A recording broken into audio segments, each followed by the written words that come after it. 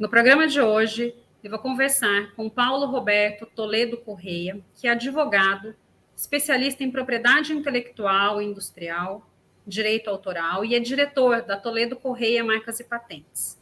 Ele também é especialista em direito internacional. Tudo bom, Paulo?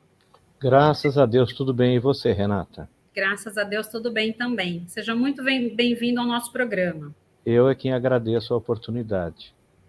Paulo, eu já dei aqui um spoiler da sua experiência, mas fala um pouquinho de você, da sua formação e da sua experiência profissional para a gente, por favor. Bem, eu me formei pelo Largo de São Francisco, né, pela Universidade de São Paulo, em 1977, e fiz meu pós-graduação na área de Direito Internacional, Direito Comercial e Propriedade Intelectual, né? E fiz em nível de mestrado, apenas não concluí o doutorado em função do Plano Collor, porque na época ou eu ia cuidar da sobrevivência, né, do meu trabalho, ou eu cuidaria da questão de terminar um doutorado, né? E aí, o que acontece? Nesta área, eu fui professor de Direito Internacional, né? E fui vinculado ao Departamento de Direito Internacional da Universidade de São Paulo, mas lá eu não cheguei a dar aulas, apenas monitorar em função da época que eu estava vivendo já aqui em Campinas, né?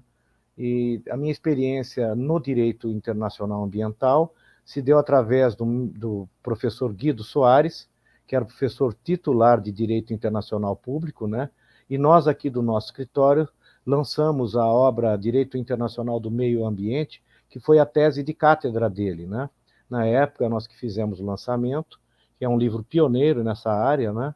E, enfim, há toda uma vinculação do direito internacional com os demais ramos do direito, inclusive o direito internacional. E faz parte também da nossa pauta na área de propriedade intelectual, a relação com o direito do meio ambiente também. O professor Guido, acho que todo mundo que fez direito seguiu, né? Leu os livros dele, estudou para as aulas de direito internacional, né? Eu sou uma que direito internacional eu segui pelos livros dele. Então, muito bacana aí sua experiência, inclusive. Então, e a minha experiência com o Guido foi uma experiência extra classes, entendeu? Eu fui, além de ser amigo dele, né, eu tenho uma relação familiar. O Guido era meu padrinho de crisma e meu padrinho de casamento. Então, o trabalho, que foi o trabalho de lançamento da tese de cátedra, de titularidade de professor lá na USP, né? Nós que demos o suporte, porque ele estava na época negociando pelo Brasil o tratado da OMC, né? Na época do Celso Laffer, né? E o Guido era diplomata de carreira, tinha, num determinado período, deixou de trabalhar como diplomata, de seguir a carreira, mas quando foi na época do governo Sarney, através do Roberto de Abreu Sodré, que foi o chanceler do Brasil, ele foi reconduzido, e depois, junto com o Celso Laffer, foi um dos formuladores da política internacional brasileira. Não, uma super experiência. E, Paulo, a gente... E ele era uma sumidade do ponto de vista intelectual. É uma das pessoas, para não dizer que foi a pessoa mais culta que eu conheci, com quem eu convivi, foi o Guido. Tive o privilégio de conviver cotidianamente com ele, né? Então, realmente é uma pessoa muito especial, uma cabeça extraordinária. Não, realmente um super privilégio. E vamos lá, né? Hoje a gente vai conversar um pouquinho sobre uma questão que eu acho bastante polêmica e eu queria até entender um pouco mais e ter sua opinião sobre isso, né? Acho que recentemente foi veiculado que algumas organizações ambientais francesas, se não me engano, aí 11 organizações, além, né, de povos indígenas do Brasil e da Colômbia, protocolaram uma ação contra o grupo francês, o Cassinu, né, que é dono do Grupo Pão de Açúcar aqui no Brasil, e também do colombiano Êxito. E a ação foi por não cumprir uma lei de 2017, que, segundo as companhias com mais de 5 mil funcionários, têm um dever de vigilância quanto à violação de normas ambientais em suas filiais pelo mundo.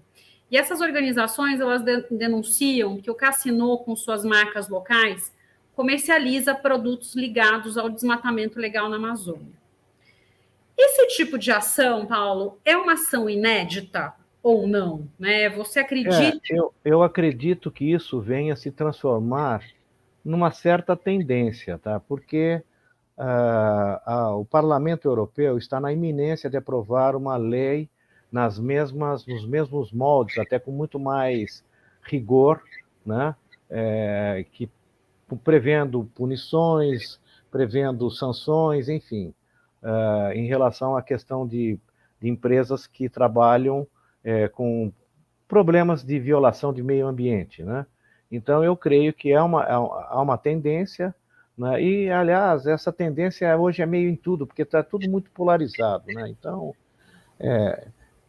enfim, eu creio que isto vai até se acomodar, até as coisas ficarem menos polarizadas, eu acho que vai levar algum tempo ainda. Uhum.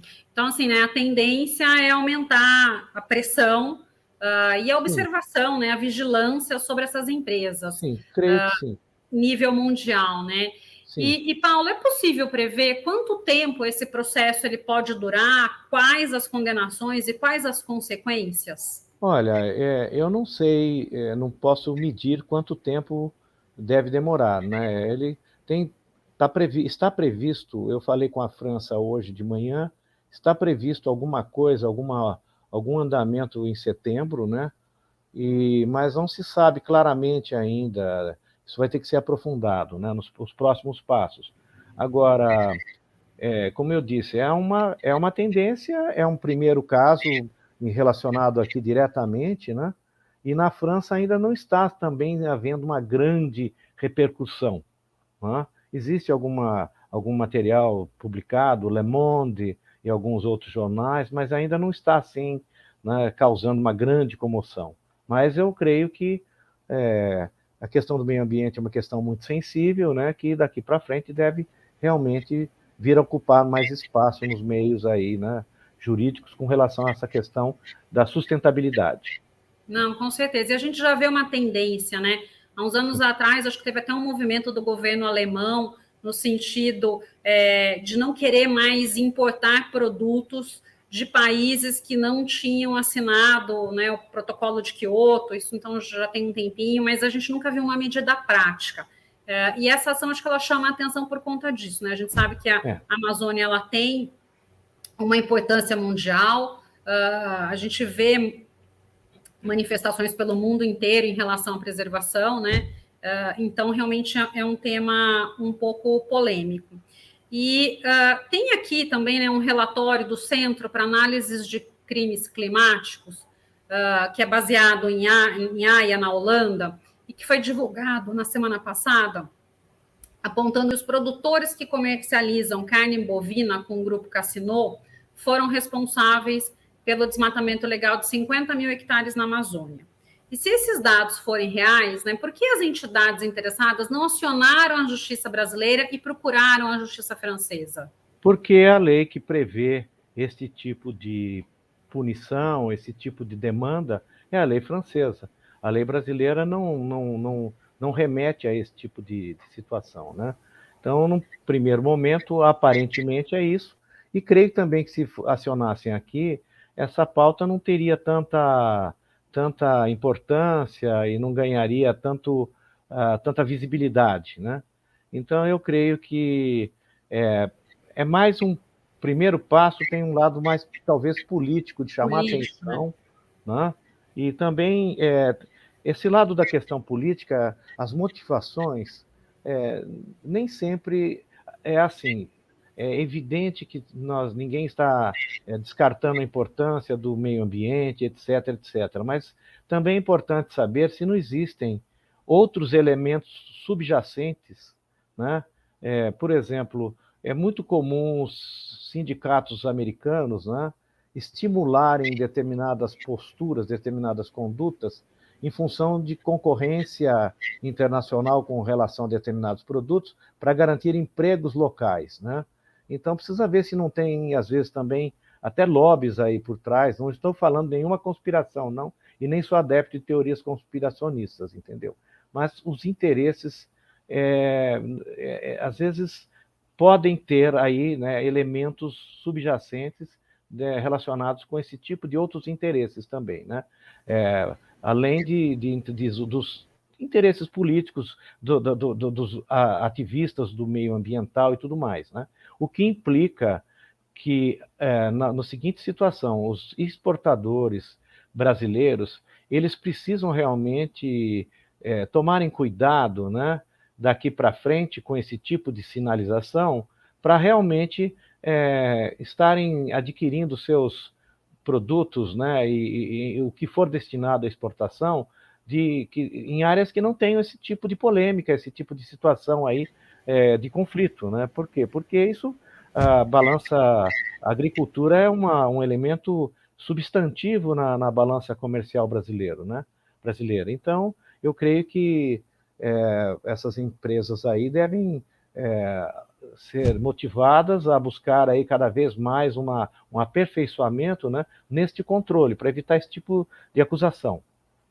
Que a produção tenha um lastro, né, ambientalmente correto, que se possa comprovar que o plantio, que a produção de um modo geral... Uma certificação quase, né? Sim. Eu creio que o Brasil, com o espaço que tem, com o tamanho que o Brasil tem, eu acho que o Brasil pode criar condições a médio e longo prazo, porque a curtíssimo prazo às vezes é impossível, mas a médio e longo prazo, criar condições realmente, né, disso funcionar de uma forma que o Brasil continue sendo um país de vanguarda na questão da ecologia, porque o Brasil, mesmo que falem tudo que possam falar, entendeu? O Brasil é um país que realmente tem aí, né, o povo brasileiro tem uma visão razoável. É lógico que existem interesses, existem pessoas que buscam, né, novas fronteiras, né, mas aqui a gente tem uma tradição nesse sentido. Sim, com certeza. Uma tradição, né? É um país que eu acho que com inúmeras normas de proteção de fato ambiental, e é um país que até internacionalmente, nas conferências e tudo mais, ele sempre foi pioneiro nas propostas, né, Paulo? Então, a gente tem que levar isso em consideração, sim, né? E você por mais polêmicas que existam atualmente. Sim, com certeza. E você mencionou uma questão, né, a questão política.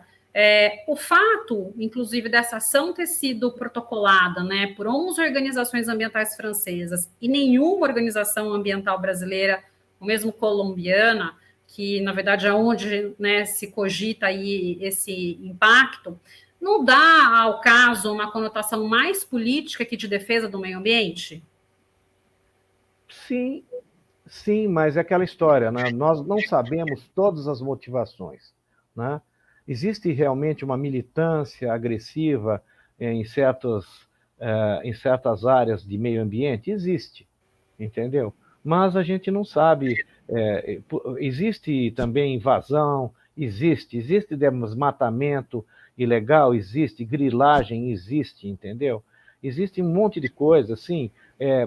Há um fato, por exemplo, os indígenas são responsáveis por somente 2% do desmatamento ocorrido nessa região, enquanto que o restante vem dos não indígenas, né? Então, a gente vê que realmente a questão da preservação através dos indígenas eles precisam da floresta em pé, porque a sobrevivência deles depende da floresta em pé, né? Da floresta preservada, né? E, ao mesmo tempo, nós somos um país grande com as pessoas buscando oportunidades, né? Então, a questão de garimpo, plantio em áreas aí que estão polêmicas de soja e outras coisas, né? Isso tudo gera polêmica e tem toda essa polêmica também dos ambientalistas. Então, tem um lado econômico, o lado da sobrevivência, né? E tem o lado da preservação, que é um lado importante também, e nós temos que buscar aí um consenso, um meio termo, um equilíbrio, né? Para que a gente possa ter natureza, ter qualidade de vida e, ao mesmo tempo, que nós possamos avançar em relação à questão econômica, né? Como um país que venha incluir milhões de pessoas aí, ainda que não estão inclusas, né, no processo econômico. Não, com certeza. Você usou um termo aí que eu acho que é essencial, né? esse meio termo. Realmente ele é muito importante e é só através dele que a gente vai conseguir, de fato, né, o tão sonhado ali, né, que todo mundo preconiza, a questão do desenvolvimento sustentável. Então... Estou lembrando do Guido aqui, que em algum momento o Guido tinha uma predileção pelos monges beneditinos. Ele estudou no Colégio São Bento e tinha uma predileção. E ao falar sobre isso, sobre essa questão do meio termo, eu me lembro de um livro que o Guido me deu, Nenhum Homem é uma Ilha, do Thomas Merton, que foi um monge beneditino, né? Então, usando essa paráfrase aí do Nenhum Homem é uma Ilha, né? Então acho que a gente precisa realmente construir pontes nesse momento, né? E as pontes têm que vir dos dois lados. Como eu disse, nós temos vivido um ambiente extremamente polarizado, né, onde dois lados o tempo todo mutuamente se acusam, né? E isso é muito desagradável, não buscam consenso, né, Paulo? Na verdade, é muito mais política, a divergência do que o consenso, sim, né? Sim. Caminhar junto. Sim. E, Paulo, né, eu acho que também, recentemente, o coordenador jurídico da APIB, o Eloy Terena, ele afirmou que imagens de sensoriamento remoto identificaram mais de 25 mil cabeças de gado em reservas indígenas ilegalmente ocupadas em Rondônia. Nesse caso também, não seria de responsabilidade da FUNAI, da própria Polícia Federal brasileira fiscalizar, apurar, né, e caso comprovado o crime, punir esses invasores? Sim, eu creio que invasão é invasão, certo? Invasão de propriedade. Aliás, o governo atual combate muito essa questão de invasão, de movimentos populares que invadem, certo? E a questão de invasão de propriedades que são outras propriedades também é um fato grave, não é verdade? Sim. Então, se existe uma invasão, se existem milhares de cabeças de gado em áreas invadidas, né, isso deve ser fiscalizado, até porque se essas cabeças de gado como é que se diz? Se conseguirem comprovar que dessas cabeças estão chegando abates na Europa, na França, como nesse caso, isso pode gerar consequências econômicas, né, para os exportadores aqui. Então, eu creio que esta pauta interessa aos exportadores, interessa ao governo, né, aos governos, que haja realmente aí uma fiscalização, que haja prudência, né, em relação a tudo isso. Por quê? Porque tem consequências, né? A gente tem que realmente tomar cuidado. O garimpo, por exemplo. O garimpo mata rios, mata um monte de coisas, né? A polícia, você vê ações aí da Polícia Federal queimando balsas, explodindo, né, coisas, equipamentos aí, que o garimpo causa um dano ambiental gigantesco na maior parte das vezes. Por quê? Porque ele é feito de uma forma totalmente primitiva, não é... Né? Eu creio que nós temos que marchar para um processo civilizatório, né, que leve em conta que nós precisamos dos rios, precisamos dos peixes, precisamos da natureza, entendeu? A gente vê uma quantidade imensa de aves atualmente na cidade, gaviões vindo buscar comida nas cidades, entendeu? Raposas vindo buscar comida na cidade. Você vê porco do mato, eu tenho visto isso com frequência. Você vê assim, uma quantidade imensa de animais. Por que será que esses animais estão vindo para a cidade? Porque está faltando alimento no campo, né? Então, existe essa questão de que o país precisa avançar na produção, o país precisa da exportação, o país precisa ter a sua economia girando, o produtor também precisa ter garantias, né?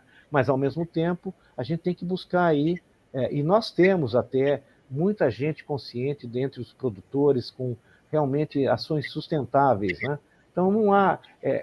o que tem que fazer realmente é uma motivação, um empenho para que as partes convirjam, para que haja realmente esse desempenho sustentável, né? Que o Brasil seja um modelo sustentável, que o Brasil seja um país próspero e sustentável. Perfeito. E, Paulo, você acha que, assim, né, esses entraves hoje em dia, eles se dão pelo quê, né? Por uma falta de política em termos de fiscalização desses órgãos, ou porque o Brasil é um país muito grande, com uma fronteira muito extensa, a floresta amazônica, de fato, ela é de difícil fiscalização, né, os próprios limites aqui do país. A que se dá, talvez, essa falta de uma maior fiscalização, de uma maior eficiência e combate a essas atividades irregulares? Olha, eu creio que há realmente uma conjunção de fatores, né? O país é gigantesco. Quem já foi a Manaus, quem já atravessou o Brasil para ir para os Estados Unidos, você passa horas voando sobre a floresta amazônica. Você só vê verde, verde, verde durante horas. 3, 4 horas de viagem só sobre a floresta, né? Então, nós temos aí um território imenso, né? É um território que, ao mesmo tempo, é alvo de certas cobiças, né? Existem muita teoria de conspiração aí sobre questão de cobiça, mas existem realmente reservas importantes debaixo do solo amazônico, de muitas coisas, né?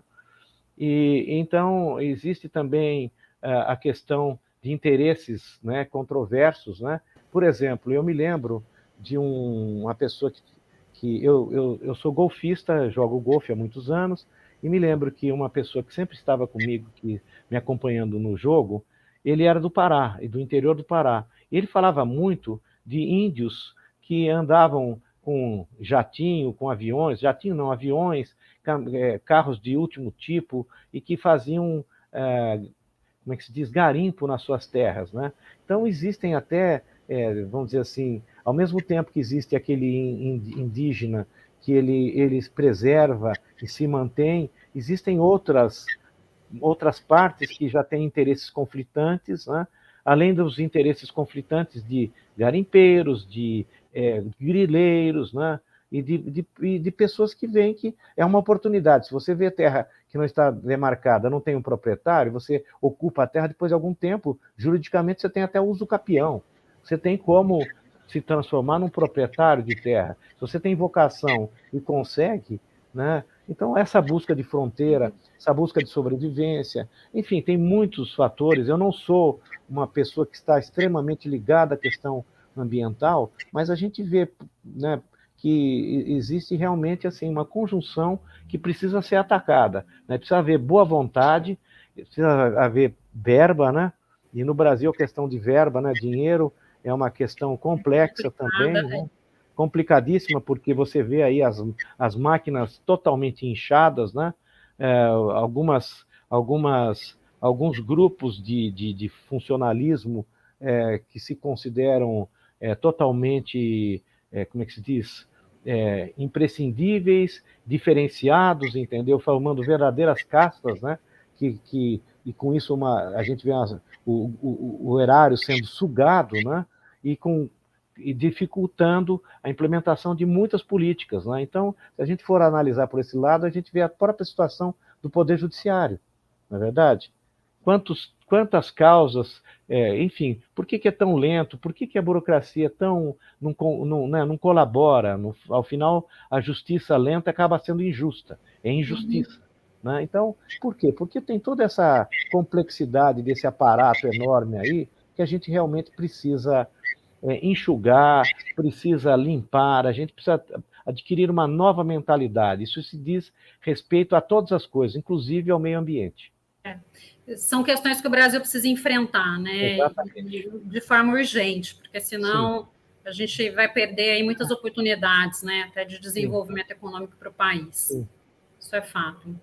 E Paulo, né? Uma outra questão: o objeto desse processo, né, que está na França, é o fato do grupo Casino estar comprando a carne bovina. Inclusive, né, do grupo JBS, que também é acusado de estar vendendo carne ilegal de gado criado em área indígena invadida, desmatado legalmente, né? Não causa estranheza que o grupo JBS não tenha sido alvo desse processo? Não, porque a legislação francesa diz que as empresas francesas com mais de 5 mil funcionários é que estão sujeitas, né, a esse tipo de ação. Então, o JBS não é uma empresa francesa, a não ser que eles tenham uma filial na França com mais de 5.000 funcionários. Aí eles estariam realmente, né, enfim, debaixo do manto da lei francesa. Agora, o que eu chamo a atenção é que o Parlamento Europeu está na iminência de aprovar uma lei, está no Senado Europeu, se não me falha a memória, né, nesse sentido, de sanções e de busca de justiça e punição, né, sanções, de empresas que hajam em desacordo com os direitos humanos, os direitos do meio Trabalhista, ambiente, exatamente, aquela questão toda, sim. E são democracias que estão num estágio mais avançado e que cada vez mais buscam, né, esse tipo de aperfeiçoamento. E no fundo, existe o lado dessa questão da polêmica, disso tudo, mas os beneficiários serão os que virão depois de nós, não é verdade? Sim. Não, perfeito, porque a gente acha que fica muito com a cabeça, né, de uma responsabilidade aí, concorrente, solidária, mas realmente, né, é um grupo francês, aqui é um grupo brasileiro, sim. Então tem essa diferenciação, né, como a ação tá isso pode trazer repercussões aqui no Brasil também, porque se esse grupo começa a ser punido nas importações de carne brasileira e de produtos brasileiros para comercialização nesses outros países, né, principalmente a Europa, que é um grande mercado, isso pode gerar problemas internos para nós aqui do ponto de vista econômico. Então, eu penso que tem que se monitorar, prestar bastante atenção e tomar medidas preventivas antes e não depois, né? Tá. Era justamente, acho que isso até que eu ia te perguntar, né? O que de repente as empresas brasileiras podem sofrer diante dessa situação? Talvez um maior controle, um maior rigor no fato da exportação, por exemplo, nessa questão aí em Roraima, são ou 500 ou 900 fornecedores aproximadamente, eu não lembro o número aqui de cabeça. Porém, se os responsáveis fazem este mapeamento, verificam se está em área invadida, se não está em área invadida, tomam essas cautelas, eles vão estar eliminando certos problemas, né? E, consequentemente, essas questões aí mais polêmicas. Não, perfeito. Maravilha. Paulo, nosso tempo aqui está chegando ao final, apesar da gente estar conversando de um tema que eu considero muito interessante, até uma mudança de paradigma, né? De como o mundo passa a ver essas preocupações, né? Como você bem citou, a questão ambiental, a questão da relação de trabalho, de direitos humanos, que realmente acho que a gente precisa de uma mudança nesse aspecto. Que mensagem você deixa aqui para a nossa audiência? Olha, que a mensagem minha é sempre otimista, mas que a gente realmente comece a prestar atenção e que também nós internamente mudemos as nossas atitudes, né? Que nós prestemos atenção e que possamos nós, cada um de nós, buscar dar o seu testemunho, né? Tomando as atitudes corretas, fazendo as coisas corretamente, né? De forma que a gente venha melhorar ao redor, o nosso ao redor, né? E que a gente deixe um futuro melhor para os nossos descendentes. Maravilha, né? Acho que não é uma responsabilidade só de governo, é uma responsabilidade nossa enquanto cidadão, né? Enquanto a gente faz parte da sociedade em que vive. Então, a sociedade não vai mudar de pensamento por decreto, né? Nós que temos que tomar atitudes, né, condizentes, né, com a cidadania e com os nossos valores morais, né, valores, né, se nós olharmos aí a doutrina, volto lá para a história do Guido, se nós olharmos a doutrina cristã, por exemplo, você vai ver que São Francisco é citado o tempo todo como um exemplo de amor à natureza, de preservação e tudo mais. Então, você vai ver que realmente é importante, né, que os cursos de água sejam mantidos limpos, né, que as cidades vivam de uma forma sustentável, né? Agora, também é importante que os europeus, né, façam bem feita a parte deles, né? Porque cobrar é fácil. Concordo. É muito fácil transferir a responsabilidade, né, para um outro país. Sim, para outros países façam a sua parte, não é verdade? Exatamente. Paulo, muito bom conversar com você. Te agradeço imensamente pela sua participação no programa de hoje. Eu é quem agradeço mais uma vez, estou à disposição, conte comigo sempre. Um abraço a todos os ouvintes e assistentes. No programa de hoje, eu conversei com Paulo Roberto Toledo Correia, que é advogado, especialista em propriedade intelectual e industrial e direito autoral, e é diretor da Toledo Correia Marcas e Patentes. Ele também é especialista em direito internacional, que foi o assunto que a gente conversou aqui hoje. Muito obrigada a você que nos prestigiou até aqui. Deixe seu like, se inscreva em nosso canal e não deixe de compartilhar. Nos vemos na próxima semana.